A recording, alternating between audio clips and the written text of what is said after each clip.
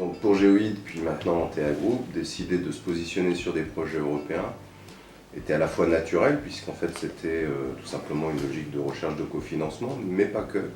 C'est aussi la possibilité de travailler, de se comparer aussi aux meilleurs acteurs de l'Union européenne, et puis d'acquérir plus de visibilité sur les actions que l'on pouvait porter. Alors quelle a été notre méthode pour nous positionner sur les projets européens ? Je dirais que c'est quelque chose qui s'est fait graduellement, puisqu'on a déjà commencé par travailler en mode collaboratif dans le cadre de projets financés par le conseil régional par exemple, par des guichets nationaux, ce qui nous a ouvert à la capacité de travailler en collaboratif avec des partenaires publics, privés, des laboratoires académiques. Très concrètement, qu'est-ce que nous a apporté l'Union européenne dans notre stratégie de développement? Si je prends par exemple un axe R&D fort chez nous qui est la réutilisation de l'eau, notamment basée sur des solutions naturelles, eh bien ça nous a permis, au travers du projet Aquanes H2020, de travailler avec les meilleurs partenaires européens. Et aujourd'hui, les solutions qu'on propose, notamment technologiques pour monitorer et gérer le processus de réalimentation des nappes, eh bien, acquiert une visibilité européenne.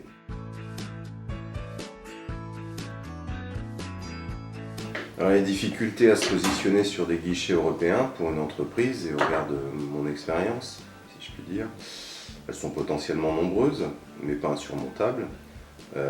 C'est déjà effectivement des problèmes potentiels sur la propriété intellectuelle, mais ça c'est le lot de tout projet collaboratif.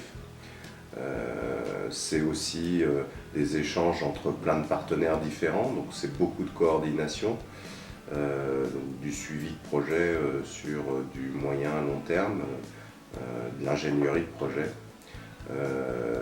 Rien de insurmontable dès lors que l'on se fait aider par des conseils extérieurs tels qu'une cellule opérationnelle de pôle peut le faire. On dit souvent que se positionner sur des projets européens peut être une question aussi d'engagement sur le long terme et prendre du temps.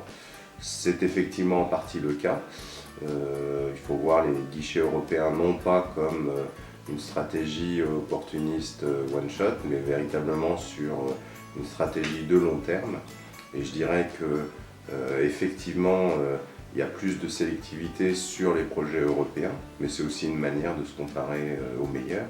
Et dès lors que l'on affine notre projet au gré des différents appels à projets, eh bien on est aussi au sein de l'entreprise beaucoup plus serein sur la qualité du projet que l'on peut porter.